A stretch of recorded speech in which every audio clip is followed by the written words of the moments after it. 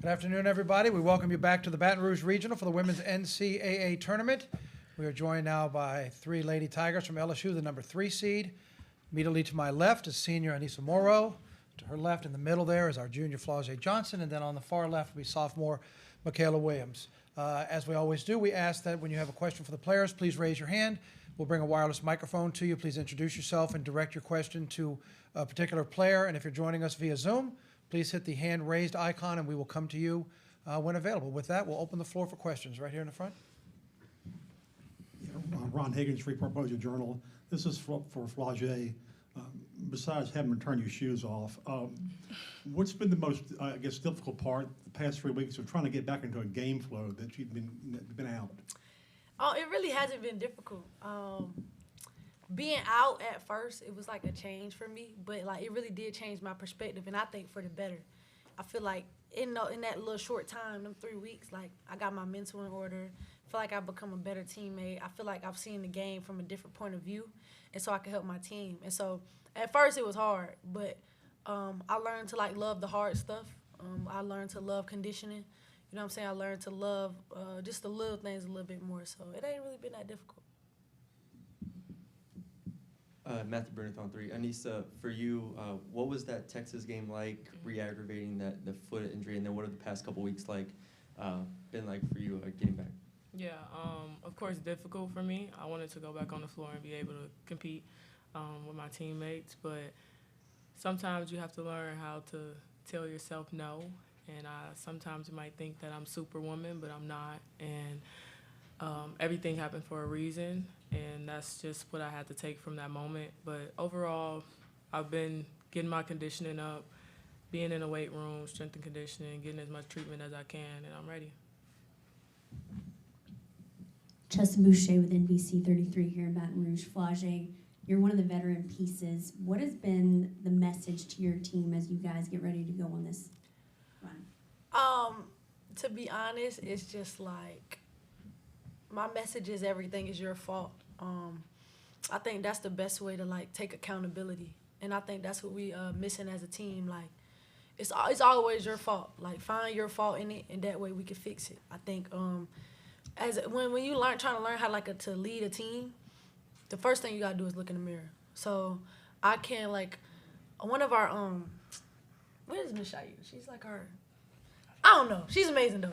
And she was telling us like when you point at somebody, you got like 3 fingers pointing back at you. You know what I'm saying? So it's like you gotta hold yourself accountable first. And so I always try to tell them like it's our fault. And I know to get through this tournament, it's gonna take everybody. Like, yeah, we the big 3, but it's gonna take like a big 8. You know what I'm saying? To get to where we want to go. And I know this because of how hard the Elite 8 was last year. And you look down on the bench and you're like, dang, we need 1 more. We need 2 more. You see what I'm saying? So, you know, it's just about like we need everybody. Like everybody important, but we just got to be accountable about what we do off the court and on the court. Jacques Doucet, WABTV in Baton Rouge. Flau'jae, a quick question and a follow-up if I could. You feel 100%? You ready to go? Yep. And you're 9-1 in the NCAA tournament since you came to LSU. That's got to go. What would you say, what takes winning at this time of year? What do you have to do to win at this point of the season? It takes more. No, I'm just playing. I'm just playing. No, but it's going to take everybody. Like, it's a lot of things are always against us. And I always say, like, people play us different because we got these 3 letters on our chest. Mm-hmm. So we got to protect that with pride. Like, you know what I'm saying? We got to have pride about it. You got to have pride for those 50-50 balls. You got to have pride of knowing, like, every game not going to be your game. You know what I'm saying? Like, every game's not going to be your game. It might be Nice's game. It might be 12 game. It might be my game to go get rebounds. Like, every game not going to be your game, but you got to be able to see how you can affect the game when, you know what I'm saying, stuff not going well. And I think with us being out and then 12 having to carry the load, I think she realized, like, you know what I'm saying, like, everybody has a part. You know what I'm saying? And I think this whole situation kind of with the injuries and everything just kind of made us come together and grow stronger. It takes a lot of focus. Like, I always tell them, like, last year when I was walking in the back of that arena and I seen Iowa and Caitlin Clark celebrating with the confetti falling on them, I seen red because I'm like, dang, that was supposed to be us. So it's kind of hard to explain that to people who weren't there, you know what I'm saying? But once you get that feeling, like, you don't never want to feel that again. Like, we cried in each other's arms after that. And so, you know, it's going to take a lot of, like, heart, because everybody tired right now. Nobody got legs. So it's going to take something else. Yeah, Mikaylah, what has this week been like in terms of the intensity, the practices, the points of emphasis for y'all just going into this? Right. Obviously, we've been trying to be real sharp going into it. We've been paying great attention to, like, the details and, like what Flau'jae was saying, the discipline of things. We've been going real hard, conditioning, make sure that when it is crunch time, we got that extra win to make that down and back and get that block or that extra steal or whatever. So I think for us, the biggest thing was just being locked in mentally, because at this point in the season, it's not the person who's the most physically talented. At this point, it's the mental. So. Jack Schummel, WBRZ here in Baton Rouge. Aneesah, how do you guys kind of handle a layoff of 2 weeks from a SEC tournament to a first NCAA tournament game? First, I would say we held each other accountable. That was the first thing. We made goals for each other. Everybody needs to be in the gym at this time. We have a sign-in sheet, and we did that amongst captains. And we were like, if we're able to do this and there are some people relaxing right now, then we're getting 10 steps ahead of those people that are relaxing. So just staying together within those 2 weeks, but also challenging yourself. So what is something in your game that you have to work on? If it's free throws, if it's jump shots, if it's finishing around the basket, those are all the things that we worked on in our 2 weeks. For Morrow and Johnson, I'm wondering, how would either of you describe both the staff's approach and your own approach to trying to maintain or optimize your fitness going into this tournament? And while I realize you all say, you know, you're ready to go 100%, I think when people see you in walking boots on Sunday and then the compression shoes today, it can be confusing. Maybe they don't understand the technology and so forth. So how would you just describe the approach to optimizing for this? I would say, honestly, a lot of people see me in a boot, and I go out and I get a double-double. So it's honestly just to take a little bit of stress that might be on my feet while walking without a gym shoe on, just having that boot on, having a little bit more support. Of course, we know how much time we spend in getting treatment this whole time for 2 weeks and being able to take that next step. So I guess it would just show on the floor. Yeah, and I mean, what I think is just like, if you get on that court, nobody, you're not hurt. Like, you know what I'm saying? Like, if you get on that court, you tell coach you good to go, then there's no excuse. You got to be good to go. You know what I'm saying? So, for me, I just try to take every precaution. I've been doing more treatment than I've ever done in my life, really learning how to take care of my body. So, the boot was more so really like a precaution. Like, you know what I'm saying? They've been telling me, like, you can get out of the boot. And I'm like, nah, I'm doing good. I'm on the up. I'm not changing nothing up. So that's just how I am. Michael Caldwell from WBRZ in Baton Rouge. We'll start with Mikaylah, but all of you, could you answer? Just what did you see in that game against Texas? Flau'jae says you're going to need 8, right? Not just you 3. What did you see out of the other 5 that gives you some hope, you know, about their ability to step up when the moment's needed? Mm-hmm. I think the biggest word was hope.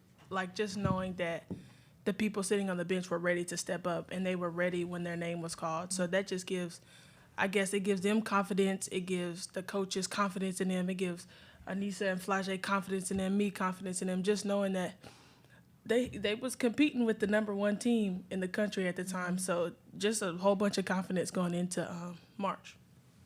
Yeah, I think a lot of confidence in them, but it's just like the small things. Like, we lost to Texas by 8. We lost Texas by 7. Missed 8 free throws. You see what I'm saying? So I think they kind of understood more of, like, it's not about me coming in and hitting that big shot. It's more about me coming in and getting this stop and then getting on the ground for that 50-50 and then making them free throws. So I think, you know, they understand. And in practice, we've been pushing them. I've been pushing Jersey. I've been pushing Lily. I've been pushing Jada. KG, like, you know, like, KG, where you at? Jada, where you at? You know what I'm saying? Like, we're going to need y'all. Like, you know what I'm saying? Y'all can look at us and be like, don't look at us to do it. Go do it. Like, say, I'm going to do it. You know what I'm saying? And I think everybody got to take pride in that. And I think they have that. Jada got, like, an unwavering confidence as a freshman that I never had. You know what I'm saying? And so she's going to be better. KG, she's just an absolute baller. She just got to get out of her head. In Jersey, I think her ceiling is so high. Just being 6'5" and being able to move like a guard, like, that's different. So it's just us pouring into them, I think, is more so what we've been doing. Yeah. Yeah, I would say I remember sitting in the locker room and talking to the doc and everything, and I'm like, well, they holding their own. Yeah. And I'm like, I'm really in pain right now, so I got to take a step back. But honestly, seeing the confidence that they have gained in these 2 weeks, that's another thing too. Showing that they could go up and compete with, at the time, the #1 ranked team in the nation, and being able to hold their own. Sometimes when you're not getting in the game and you might not get subbed in, you lack a little bit in confidence. But knowing that they played a whole half without me and Flau'jae, like, the sky's the limit, honestly. To any of the players, what's it been like having Simone Augustus on the staff this year? And what have you learned from her as a coach, and have you seen her becoming more comfortable with becoming a coach? Yeah, I think for me, the relationship builder with Coach Money was definitely after the Washington game when I scored 0 points. I called her, she came to the room, and we were just talking. Like I was like, I don't know. Obviously, the confidence was low because I've never done that in my life. So I was just like, what do I do next? And I think her just pouring in that confidence and just keep going.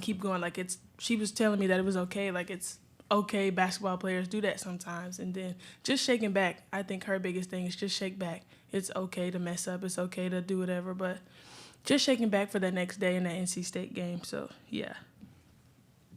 Yeah, I would say just like, how to be a professional. I always talk to her about the next level because that's where I'm going to be soon ultimately. And I'm just like how small things, like how you do this, like what is it about the playbook, like, you know what I'm saying, how much faster is it, like what do I have to do in order to be okay when I get there, like, so I don't know, I try to ask her more about that and just like development. She got one of the nastiest crossovers ever, so I've been trying to figure that out. But yeah, like she's great and she's like really consistent, I would say, as a person. Like she don't have days where she here and she's always right here, and that's what I'm trying to get. Yeah, I would say the same. Coach is very calm and collected every day. One thing that I really learned from her is just diet and taking care of your body and how important it is if you want to be able to be that elite player and play for so many years and dominate. At the same time, you have to take care of your body. We got time for one more question, if you got it. Hello, it's Anna Sparks with USA Today. Mikaylah, after Aneesah went down during the Texas game, you were still on the court. What was your message to the rest of the team and the rest of the girls out there on how to bounce back from that, especially in such a high-stakes game for y'all? Right. Obviously, we want Niece on the court. Like, that she's our senior, our vet, our leader. Like, we want Niece on the court. But I think my message to the rest of the team was, this is your chance to step up and fill in those big shoes. And for the most part, I think Samaya and Jersey and Aaliyah, I think they did step in and do what Niece does. But at the end of the day, my message to them was just work hard, do the best you can, fill in those shoes, and when your name is called, be ready. Ladies, thank you very much. Congratulations on your season. Best of luck in the tournament. We appreciate your time. And in 5 minutes, head coach Kim Mulkey with LSU will be joining us. And that'll be in 5 minutes from now. Thank you. Yeah, you got it. It's good to see you. Turn your shoe back on.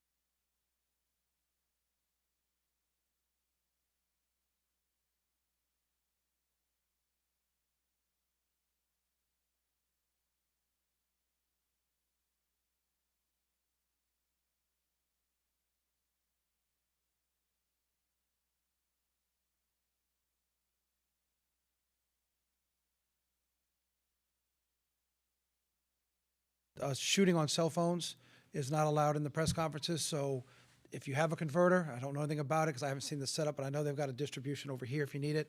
But by the NCAA rules, they ask that you do not shoot with cell phones here in the press conference. So just had to let you all know that. I apologize.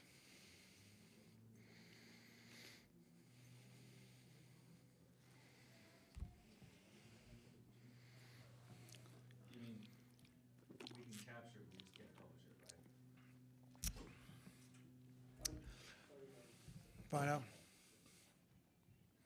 I'm learning with you. They just told me.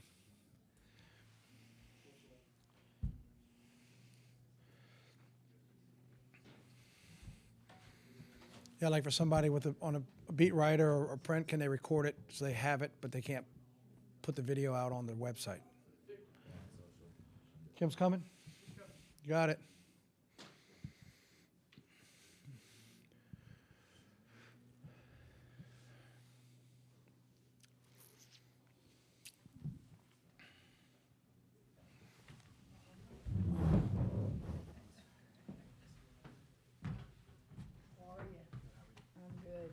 Nice to see you.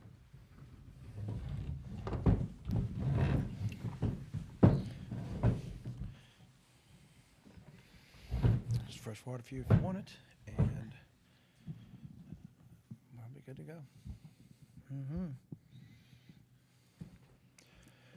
All right, we welcome you back to the Baton Rouge Regional here at LSU. Pleased to be joined by LSU head coach Kim Mulkey. LSU getting the number 3 seed, 28-4 on the season. They're scheduled to play at around 9:15 Central Time tomorrow night against San Diego State, or 30 minutes after the conclusion of Game 1. As always, we ask if you have a question for Coach, raise your hand. We'll bring the mic to you. If you're joining us online, please click your hand raise icon on Zoom, and we will come to you. With that, Coach, congratulations. Welcome back to the tournament, and we will open up the floor for questions. Hey, Coach, Matthew Bruni on 3. San Diego State, now that you've been able to dive into that matchup, just how would you evaluate their skill set and what they do well?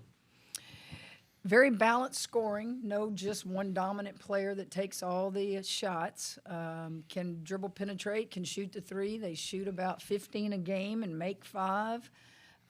Predominantly man-to-man defense. Now, that doesn't mean that's what we'll see. If you were comparing us and them, we're obviously bigger than they are, but they spread the floor. Our posts are going to have to go outside and guard. And a very interesting stat that's impressive is their bench scoring. They're like 13th in the nation with players that come off their bench. So that tells you they're very balanced. Michael Cobble, WBRZ TV in Baton Rouge. We just talked to the girls about being in the boots and the recovery and the whole thing. And Flau'jae said something that I thought resonated very, very true was we're the big 3, but we need the big 8. We're going to need 8, and basically the idea that they're going to need everybody. And how much of that was the messaging and building the girls' confidence from that Texas game? You don't win big games or even championships if you don't have contributions from everyone. Cobble, if you'll remember back 2 years ago in the national championship game, who were the 3 MVPs of that game? It wasn't Angel Reese. It wasn't Morris. It was Poa. It was Samaya. And it was shot the heck out of the ball, Carson, okay?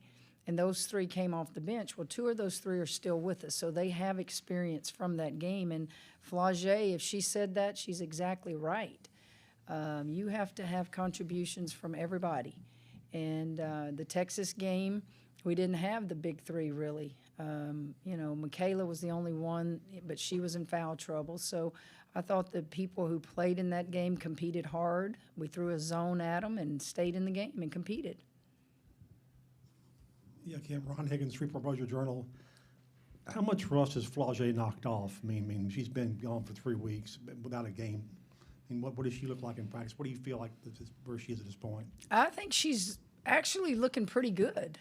She's hitting shots, and she smiles when she does good, and she wants extra reps. She doesn't want anybody subbing in for her. She's just ready to go, but that's Flau'jae. Flau'jae just has a joy about her, and I guess we'll see when the lights are turned on how long she can last, conditioning-wise, and how productive she can be when she's out there on the floor. Chessa Boucher with NBC 33 here in Baton Rouge. Coach, Flau'jae mentioned seeing red with that Elite Eight loss to Iowa. How much is that motivation for this year? I know it's a new year, but still, in the NCAA tournament, using that as motivation. When you're a freshman and you win the national championship, you think every year I'm going to win another one. It's hard to do. And I think that's one of the things when she ran to that sideline and hugged me, she said, I did this my freshman year. And so she still has those memories, and she wants to do it every year. And I think for those who were a part of that national championship team, you know what it felt like. And hopefully that's great motivation. She's healthy, and I don't know why they wear those boots, you know. I start singing that Nancy Sinatra song, These Boots Are Made for Walking. I think they just have gotten in the habit of doing it because I don't know that they're needed, but I haven't asked the trainer. But Flau'jae's ready to go. And competitors and coaches, they always remember the losses. Sometimes they forget the victories and the championships. They tend to dwell on the losses, and I would think Flau'jae's probably thinking about that, how the season ended. And I will remind all of them, there's only one person, one head coach, and one team that finishes happy. That's a pretty profound statement. Jack Schemmel with WBRZ here in Baton Rouge. Coach, 2-week layoff, you've obviously been a part of a lot of these. How do you manage the 2-week layoff? You give them some time off and then realize that you're not playing as soon as you get back out on that floor. So you just kind of do a little bit of everything. You work on yourself, and then you see the bracket, and then you do your homework, not just on who you're going to play in the tournament, but who you potentially could play after each game. So you're working on 3 teams and doing scouting reports. And we will get to see the first game tonight, so we'll get more of live action there. So you just kind of build. You don't do it all in one day. Yeah, Coach, obviously Flau'jae's activity level defensively is really important for y'all. Have you seen that in this past week start to ramp up and just the impact she has on y'all's defense? Yes, because we use the guys, you know, our dream team, so she's out there guarding them, and I don't see anything that concerns me about Flau'jae. Maybe in her world she feels something a little different, you know, but she looks like the Flau'jae of old to me. Hello, Coach. Tatum Esparza, USA Today. Aneesah talked about during the Texas game when she didn't want to go out, but she felt a lot of pain. She had to. What was your message to her about taking that time off and coming out of the game in order to prepare herself for the upcoming tournament and to help her focus on her game? Actually, I didn't talk to her. If you'll recall, that was my second game back with the team. So I was sitting down in the middle down there by the team, and I didn't make that call. The doctor said, no, you can, but no, we're not going to let you go back into this game. And we never really discussed it. I think after the game, when they did x-rays and MRIs, they said everything's good, just re-aggravated a sprain from the previous Texas game, but that she's good. One thing that Flau'jae said was that her attitude regarding injuries is that if you're on the court, you're not injured, which kind of sounds like something maybe you would have said when you played. I'm wondering, though, could you explain maybe your experience with playing in pain and how you try to relate that to managing your players' fitness, especially in these big games? Well, I tell them there's a difference between being hurt and being injured. If you're injured, you are physically unable to perform. So I would say Flau'jae and Morrow were hurt, meaning they could have played. But then you have to evaluate as a coach, can they injure themselves if they continue to play hurt and then we not have them for the most important part of our season? Is their impact going to win or lose? Are we going to change where we were in the conference? No. We were going to finish third whether we won or lost. I'd already added up all the games. And so I think it was a smart decision to do what we did with Flau'jae. She probably didn't like it, but she didn't fight me on it. You can't go wrong when you err on the side of being conservative, and you have the ability to be conservative as a coach with injuries. So both of them have had some days to rehab and start feeling better. And they've been practicing, so it doesn't seem to be, limitations on how long they can play or anything like that. I haven't been told that. I think last week you said that you liked that perspective from the middle of the bench. What did that give you, and what did you like about it? Well, it made me feel like an assistant all over again. And, you don't have to sit in that hot seat when you're an assistant. And so I could just sit there and watch Bob and occasionally, whisper something to a coach to send down to Bob. But it also allowed me to be closer to my players during the heat of the game.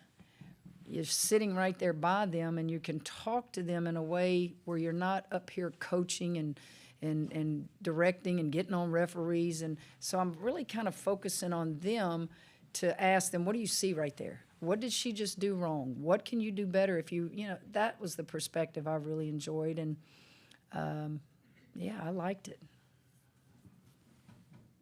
Hey, Coach, Toy Lloyd Brown from The Advocate. Earlier, your players mentioned Simone Augustus and how she's impacted the team and impacted individuals. I guess from your standpoint, how has she helped this team in this season? Simone is a quiet leader. Simone is a legend in our state, in the game of women's basketball. This is her school. This is her community. And we're just so excited she's a part of our program. Finally, it took me 2 years to finally get her talked into coming. And I think her approach is she's going to do a lot of things one-on-one with the players. She doesn't project loud, but I can tell you she has been really, really loud in things that she has said to them, whether it's in a timeout or whether it is in the locker room or the film room. I have watched her say things, and I'm thinking, you needed to. That's good to see. Jacques Douce, WAP-TV in Baton Rouge. Coach, is it harder for freshmen these days to break in with the portal? And with that being said, how impressive is it that Jada has had the impact on your team that she has? I guess it is kind of hard depending on the program. It may not be hard at some programs, but I would think at some of the elite levels, if you continue to recruit out of the portal, it is hard. Well, what's the difference? It's the experience at this level. But the great ones, the freshmen, a lot of them can still go and do it. You've seen that. Jada she's gotten lots of minutes in this program as a freshman. And while she would tell you, no, I'm as frustrated as can be, I want to be out there more, that's what you hope she says. But she has gotten a lot of valuable minutes. And I'm high on Jada. I really am. She can shoot the basketball. Sometimes I think I need to move her to the off guard in games, because if you just throw it to her, she can score the ball from the perimeter. LSU Gymnastics has this saying that our normal is enough, meaning that the preparation and the workouts that they've done have prepared them for the moment. Do you subscribe to that, or do you feel like at this point in the season there's a reserve that you have to go to? Well, it depends on your normal. Your normal may not be good enough if the other team's more talented. You got to play above your normal. What happens this time of year, you got to have 2, 3, 4 things happen. You got to all be on the same page, offensively and defensively. Everybody just flows smoothly. You have to make sure that you stay away from injuries. Injuries can just derail everything you've worked for. That's out of your control somewhat. And then lastly, during the course of a game, at any level that you progress, there may be 1 or 2 lucky plays. Somebody missed a free throw. Somebody shot an air ball. somebody turned it over. You know, it's that one lucky break that you might get that gets you over the hump. And if those things happen, who knows how far you can go. We have time for one more question. Scott? Scott Rabelais with The Advocate. Sorry if you've been asked a question like this before. I was in the locker room, but we're all focused on your big three players. But you maybe don't get to the national championship game 2 years ago if LaDasia Williams doesn't play like she did against Utah. And maybe, you know, it's harder to win the national championship game if Jasmine Carson doesn't do what you do. To make the run to win a national championship, how much do you need a role player to have a great game or several? And is there anything you can do to try to make that happen? You have to have them all do what they do best. You don't have to go get a role player and say, you need to score this many points for us to win. You have to play your role. And we did kind of mention that we win the national championship because of 3 bench players, Poa, Samaya, and Carson. We had an elite point guard in Morris. You had Reese, elite post player. You had LaDasia, an older player, you know, against Utah. She just goes off when Angel's in and out of the lineup. Play your role and do what you do best. And it's just a fun time of the year because there's so much more parity now in women's basketball. And it's fun to see these close games, and it's fun to see teams that are just better now, programs that are better, and got to play good. Everybody's got to play good. They don't have to play above what they are capable of doing. Just play good and be solid. Coach, thanks for your time as always. Wish you the best of luck. LSU hits the practice floor here in a couple minutes, and we will be back at 2:05 with George Mason players. Until then, have a good afternoon from Baton Rouge.